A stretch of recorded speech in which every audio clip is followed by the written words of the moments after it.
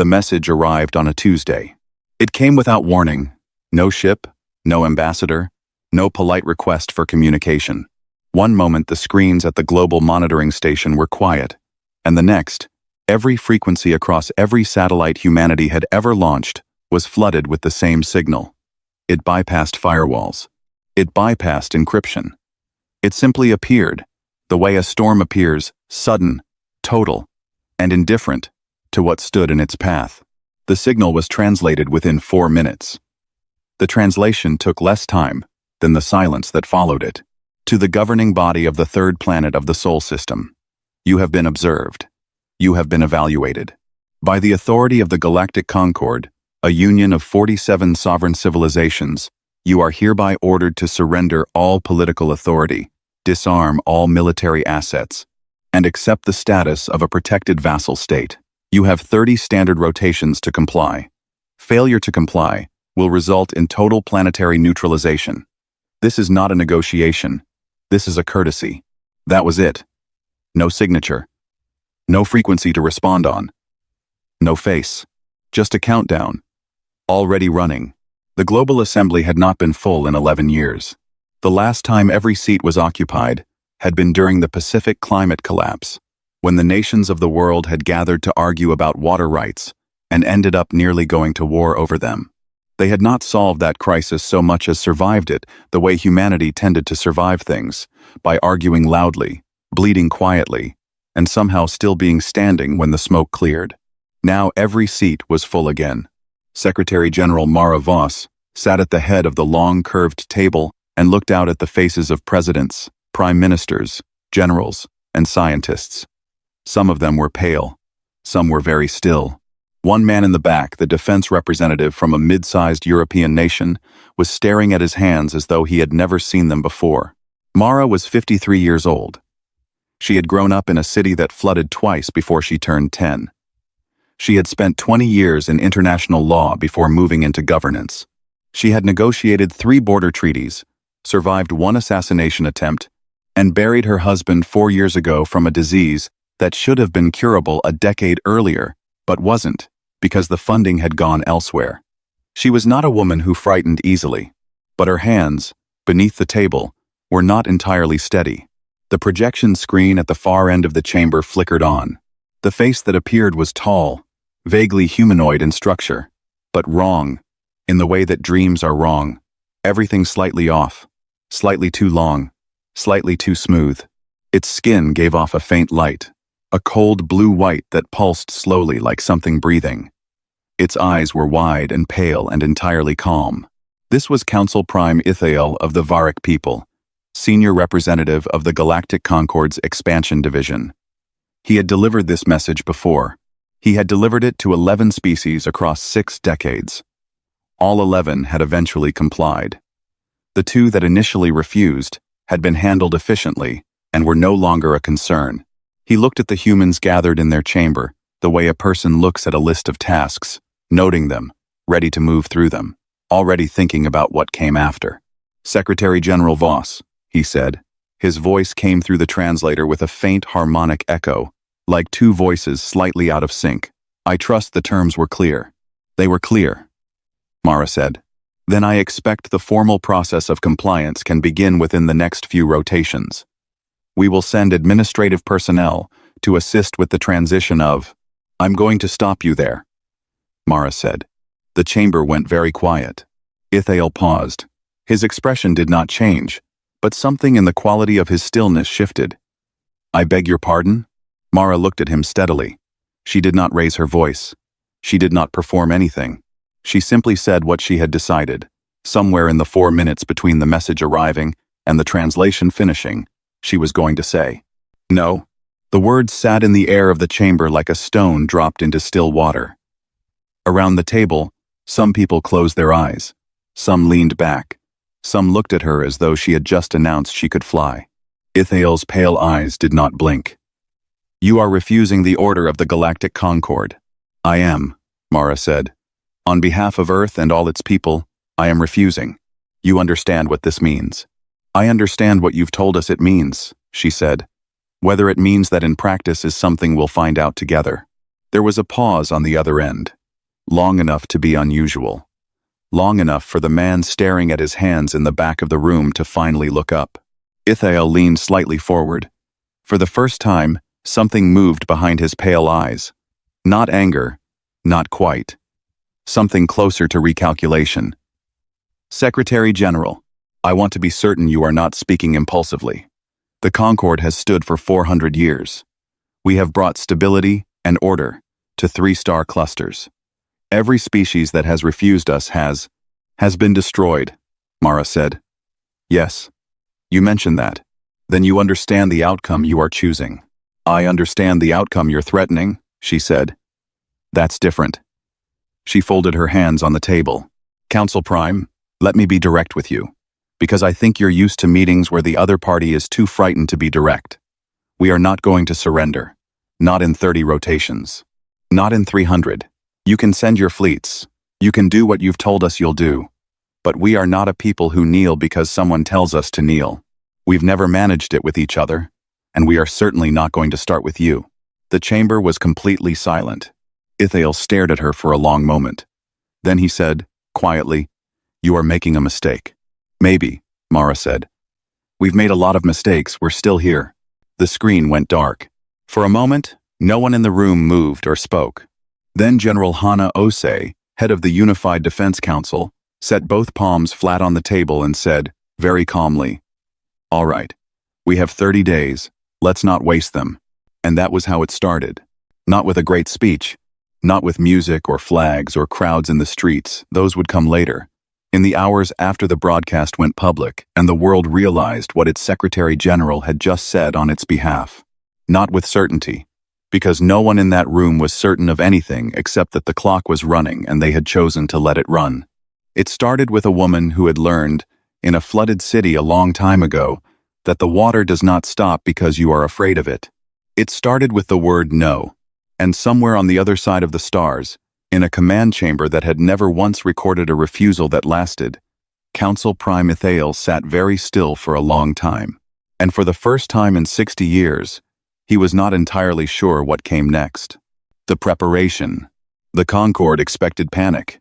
Their analysts had studied humanity for nearly 2 decades quietly, from a distance, the way a person studies an animal before deciding what to do with it. They had reviewed human history in detail. The wars, the collapses, the famines and floods, and long stretches of self-inflicted ruin. They had read the pattern clearly. When faced with a force they could not match, humans fell apart. They turned on each other. They argued, blamed, splintered, and broke. It was, after all, what humanity had always done. So, the Concord watched, and waited for the breaking to begin. It did not begin. What happened instead was something the Concord's models had not prepared for, something that, if their analysts had been a little less certain of their conclusions and a little more careful with their data, they might have noticed, was also part of the human pattern. Humanity, when pushed hard enough by something from the outside, stopped fighting itself. Not completely. Not perfectly. There were still arguments in parliaments and shouting matches on news broadcasts, and 3 separate governments that initially refused to join the Unified Response Council, before quietly reversing course 48 hours later. Humans did not become a different species overnight, but they moved. And they moved fast. Within 72 hours of the broadcast, the Global Assembly had passed the Emergency Coordination Act, a piece of legislation that had sat unfinished in committee for 9 years, because no one could agree on the language. They agreed on it now. Military manufacturing plants in 6 countries switched over to full wartime production without waiting for the formal orders. Engineers from nations that had not cooperated on a single project in 30 years were sharing encrypted schematics before the week was out. Volunteers came in numbers that overwhelmed the registration systems. Young people, old people, people who had never held anything more dangerous than a kitchen knife, showing up at coordination centers asking what they could do. A retired aerospace engineer in her 80s submitted a paper on repurposing commercial satellite arrays as early warning systems. It was implemented in 11 days. Universities opened their research networks to the military without being asked. 3 pharmaceutical companies paused their regular production to begin manufacturing field medicine in bulk.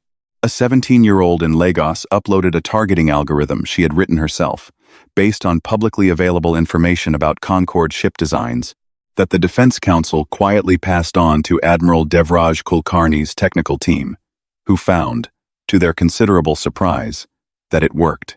Admiral Kulkarni was a tall, quiet man who had spent 30 years in naval command before moving to the Unified Space Defense Division. He was not the kind of person who gave inspiring speeches.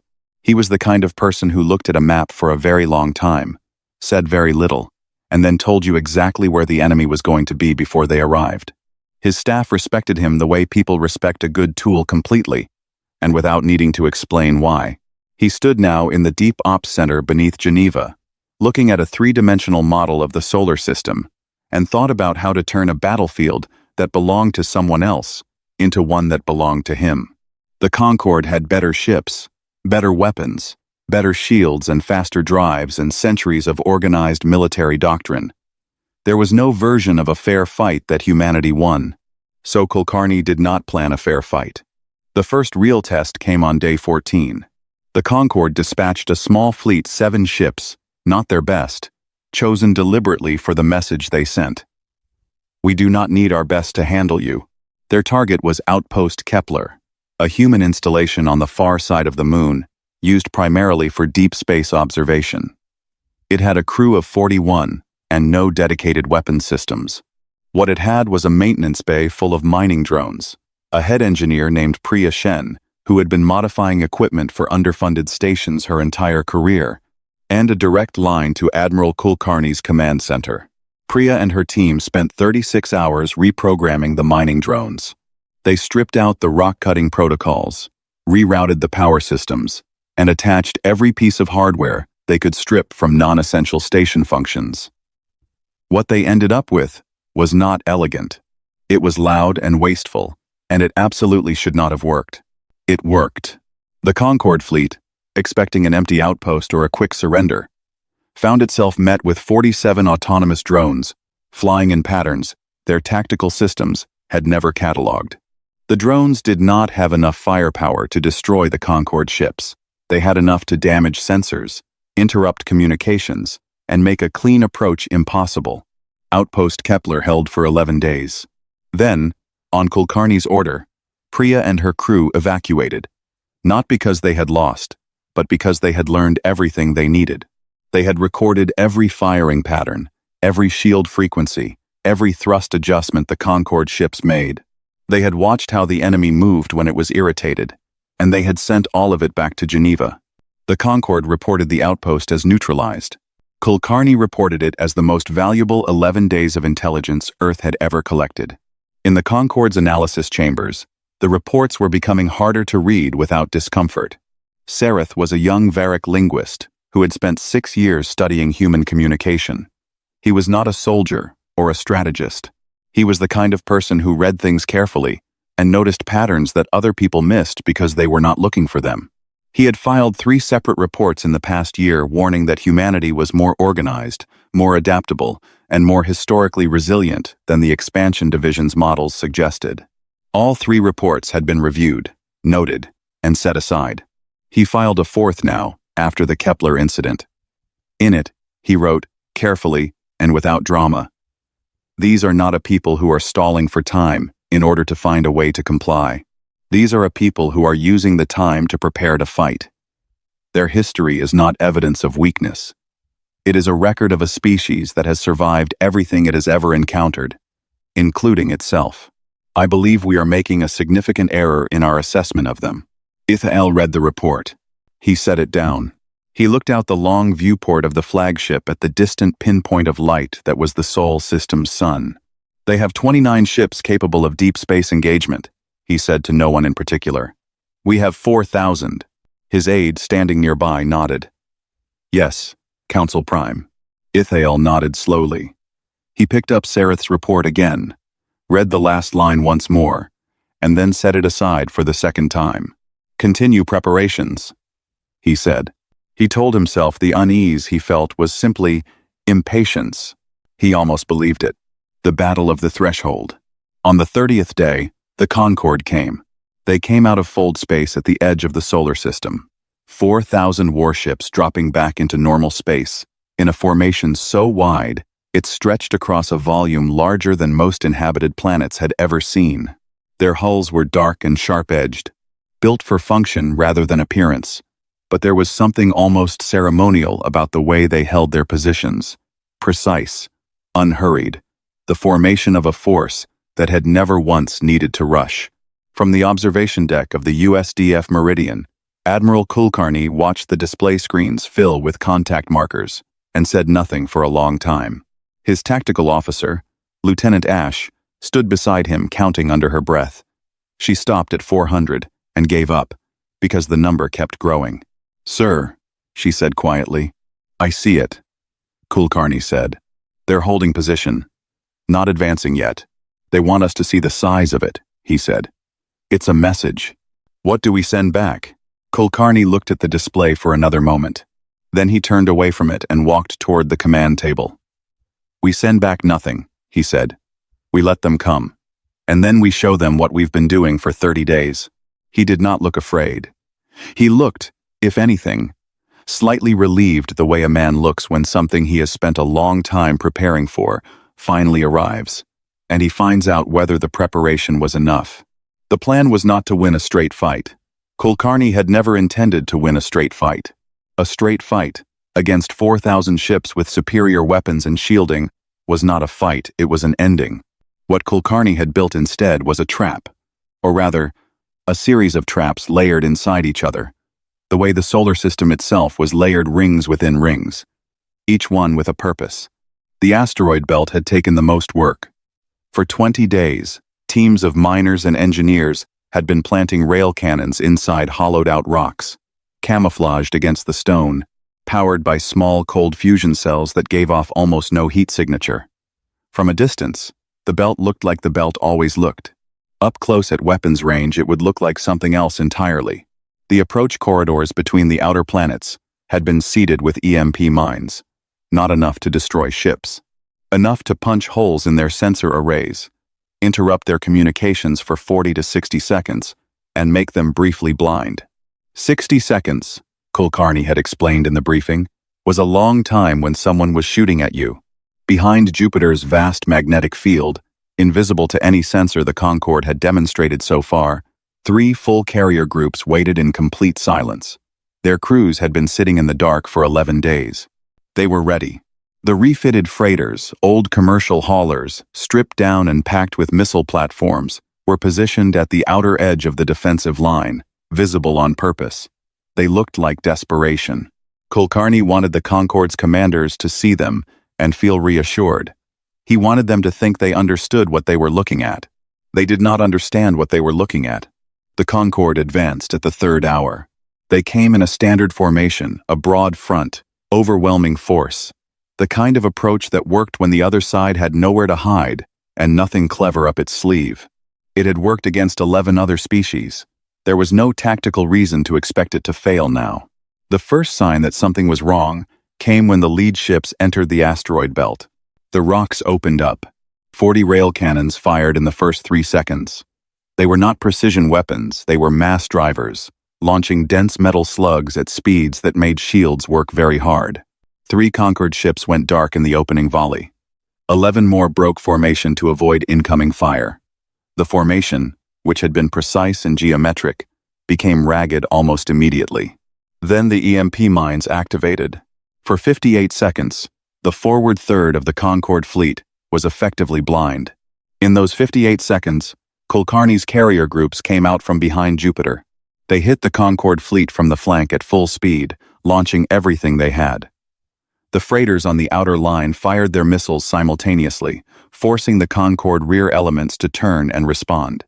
Suddenly the 4,000-ship fleet, which had been a single organized force moving in one direction, was being hit from 3 sides at once by an enemy that knew exactly where it was going to be. It lasted 9 hours. Not 9 hours of constant firing battles were not like that, even massive ones. There were pauses, regroupings, failed flanking attempts. Moments where both sides pulled back to recalculate. Kulkarni lost 31 ships and had to abandon 2 of his rail cannon positions when Concorde units found angles to target them. His freighters were mostly gone by hour 4. 2 of his carriers took heavy damage. But when the 9th hour ended, the Concorde fleet pulled back. 614 of their ships were gone. Another 230 were too damaged to maintain formation. Their forward line had been broken 4 times. Their flanking attempt had been anticipated and met with a defensive formation that cost them heavily. And they had not, in 9 hours of fighting, gotten a single ship past Jupiter. The withdrawal was orderly.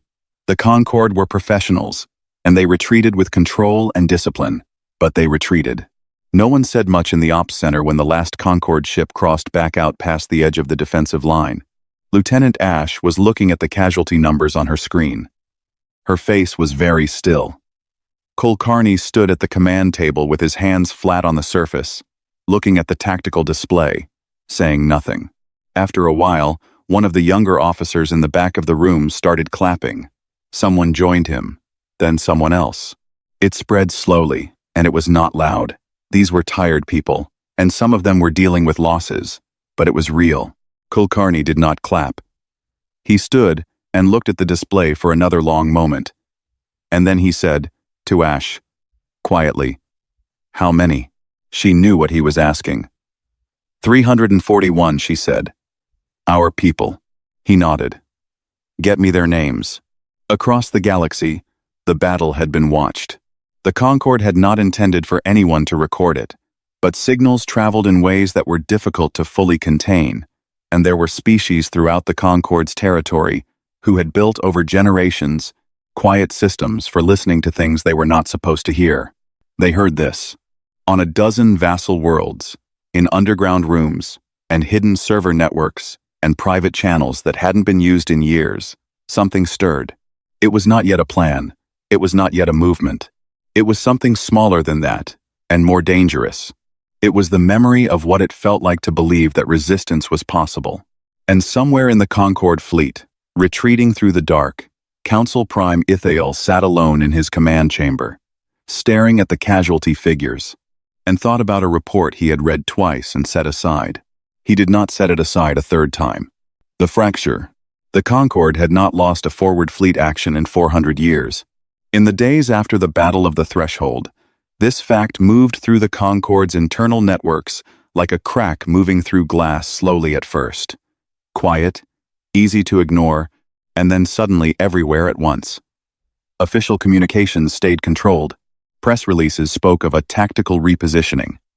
Senior members of the Concorde Council gave careful statements about the ongoing operation against the Sol system, using words like adjustment and revised timeline and continued pressure. But the numbers were public. 614 ships did not simply disappear without people noticing. And people noticed. The first message came through an old frequency that Mara Voss's communications team almost didn't check a band used decades ago for basic astronomical data exchange, long considered obsolete. The message was short and encoded in a cipher that took 2 hours to crack, because it had been designed by people who had a long time to think about how to hide things. When it was finally decoded, it read, "We saw what happened at your sun. We have been waiting a long time for something like this. We are the Drell. We would like to talk." The Drell had surrendered to the Concorde 212 years ago. In the Concorde's official history, they were listed as a successfully integrated vassal species, peaceful, cooperative, and content. In the Drell's private history, which they had kept carefully hidden for 2 centuries, they were a people who had never stopped being angry. Mara read the message 3 times. Then she called her deputy, set a secure channel, and began talking. The Orun Collective made contact 4 days later. Then a species called the Fenari, who communicated entirely through mathematics and needed 3 days just to establish a shared language framework. Then 4 more species whose names humanity had never heard, who had been living under Concorde rule for so long that some of their younger generations had genuinely forgotten what full sovereignty looked like. They did not offer military support immediately. That was not what the first conversations were about. The first conversations were about something quieter. The simple, cautious, enormous act of saying we exist to someone who was not the Concorde. Inside the Concorde's council chambers, the unity that had held the alliance together for 4 centuries was developing serious cracks. The conquered had always functioned on a single foundational assumption, that resistance was pointless. This belief was not just a political position, it was the load-bearing wall of everything the Concord was built on. Members stayed because leaving seemed impossible. Vassals complied because compliance seemed like the only option. The whole structure depended on no one, at any point, successfully doing what humanity had just done. Now 3-member civilizations, smaller ones, with less to gain from the Concord's continued expansion, were openly questioning whether the cost of subduing Earth was justified. They used careful language in council sessions, diplomatic language, the kind of language that technically meant nothing, while actually meaning quite a lot. They spoke of resource allocation and strategic priorities, and whether a single uncooperative species in a minor star system was worth the sustained effort being proposed. What they meant was, this is not going the way it was supposed to, and we are not certain we want to be part of what comes next. Ithael heard all of it. He sat in council sessions and listened to the careful words and watched the careful faces and felt the ground shifting under everything he had believed was permanent. He had given his life to the Concord. He had delivered its ultimatums and overseen its expansions, and told himself, every time, that the order he was building was good, that stability was worth the cost, that integration was better than conflict, that the species who surrendered were ultimately better off for it. He was finding it harder to tell himself that now. He pushed it aside. He had always been good at pushing things aside. He went to the council and proposed a second fleet, larger than the first. A strike not at humanity's defensive line but directly at Earth's surface, targeted bombardment of population centers and infrastructure. A message written in fire that could not be misread. The council approved it by a narrow margin. Ithael filed the order and tried not to think about the margin. Sareth had a copy of the bombardment order within 6 hours. He had not planned to become someone who leaked classified information. He was a linguist. He studied language and communication, and the ways that different minds found different paths to meaning. He had not signed up for any of this. He had only ever wanted to understand things. But he had spent 6 years understanding humans, and in those 6 years he had read their history, not the summary version the Concord analysts used, the one that focused on conflict and collapse, but the full version, the complicated version, the one where you could see what they had come from and what they had built and what they valued deeply enough to die for. He had read about the things humans had done to each other. Some of it was terrible. Some of it was so terrible, he had needed to stop reading for a while.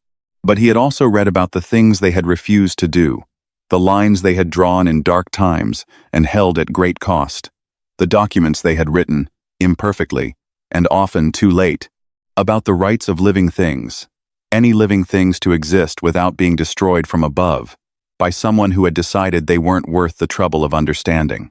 Sareth thought about those documents for a long time. Then he sent the bombardment order to the frequency the Drell had used to contact Earth. It reached Mara Voss's communications team 7 hours later. She read it once.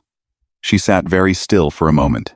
Then she called her broadcast director and said, "Get me every open frequency we have. All of them. Everything." The broadcast went out across every channel humanity controlled, encoded in a format that any Concord-connected system could receive and translate.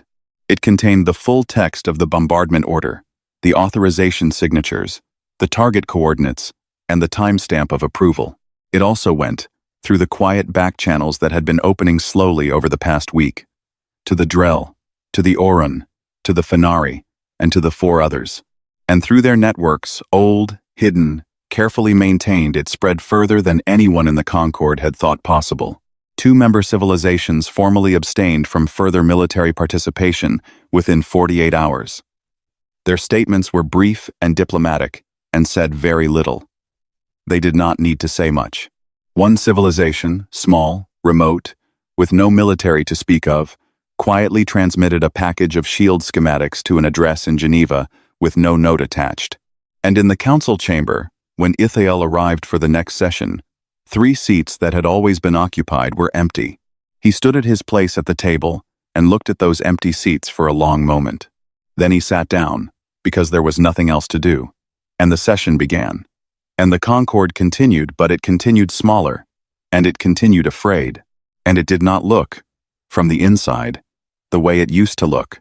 It looked, from the inside, like something that had already begun to end. The answer, the second fleet, was larger. 6,000 ships this time, no mistakes, no underestimating, no polite demonstration force. Ithael had pushed for overwhelming numbers, the kind that left no room for creative resistance or clever positioning. He had studied the Battle of the Threshold in detail. He had noted every trap, every hidden cannon, every angle Kulkarni had used. He had planned for all of it. What he had not planned for was what the fleet looked like when it actually arrived, because 3 of its component fleets were flying wrong. Not obviously wrong, their formation was correct, their positioning was precise, and nothing in their external behavior indicated anything unusual. But Kulkarni's signals team had been monitoring Concorde frequencies for 6 weeks, and they had learned to read patterns in the noise. The 3 fleets in question were communicating with each other at intervals slightly longer than standard, using slightly older encryption formats. Small things. Invisible things, unless you knew what you were looking for. Kulkarni's signals officer, a quiet young woman named Yemi, flagged it on the morning the fleet arrived, and said simply, "Sir, I think some of them don't want to be here." Kulkarni looked at the data for 40 seconds. "Get me a tight beam channel," he said. The old Drell frequency. What followed was not a negotiation. There was no time for a negotiation. It was something faster than that. A set of coordinates passed through the back-channel networks that had been carefully built over the past 2 weeks, reaching the right ears aboard 3 fleets that had not asked to be sent here and had not been given a choice about it until, now, they were. The choice was this: stay in formation and attack a planet that had not started this conflict, or fall back and let what happened next happen without them. 2 of the 3 fleets fell back within the first hour. They did not do it dramatically. They simply pulled out of formation, adjusted course, and held position at a distance that put them outside the engagement zone. Their commanders sent nothing to Ithael. There was nothing to say. The 3rd fleet stayed in formation for another 40 minutes. Then it turned too, but instead of pulling back, it moved to the side, creating a gap in the Concorde's right flank, the size of a small country. It was the gap Kulkarni had been waiting for. The battle that followed was different from the first one. It was not a 9-hour grind of clever positioning and hidden assets. It was faster, sharper, and in some ways more brutal, because both sides knew that this was the one that mattered. Kulkarni's forces came through the gap in the right flank at full speed, not trying to hold a defensive line this time, but pushing forward, hitting the Concorde fleet's command group directly, disrupting the coordination that held the larger force together. And alongside Kulkarni's carriers, for the first time, flew ships that were not human. Drell fighters, small, fast, designed for the asteroid mining that was all the Concorde had allowed them to do for 2 centuries, now repurposed with the same patient ingenuity that Priya Shen had shown with her mining drones on the moon. Oran support ships, large and heavily shielded, not built for combat but capable of taking a hit and giving Kulkarni's carriers time to maneuver. 3 other species, each flying something cobbled together from what they had, each there because they had decided that this was worth it. It was not a perfect force. It was not a professional coalition built over years of joint exercises and shared doctrine. It was a collection of peoples who had been told, for a very long time, that they did not have the right to choose, and who had decided, in the space of a few weeks, to disagree. The Concorde fleet, already reduced by the defections, did not break cleanly. It fought hard, and the cost was real. Kulkarni lost ships. The Drell lost fighters. The Orun took damage that would take years to repair. But the fleet could not hold against a force hitting it from inside and outside simultaneously. And after 4 hours of fighting, what remained of the Concorde's second wave began to withdraw. Kulkarni did not pursue them. He gave the order to hold position, and then he sent one signal to the retreating fleet, a single open broadcast. No encryption, readable by everyone. It contained the coordinates of a safe assembly point and the words, "Any crew that does not want to go back, come here. You will not be harmed." 47 ships came.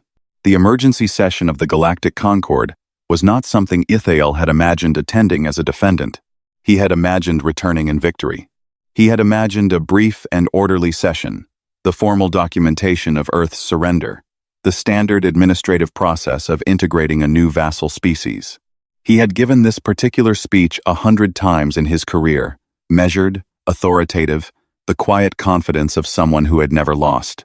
He sat instead at the center of a chamber that was half empty, facing a council that was fractured and frightened, while member species that had been silent for decades were suddenly speaking at length and with considerable feeling.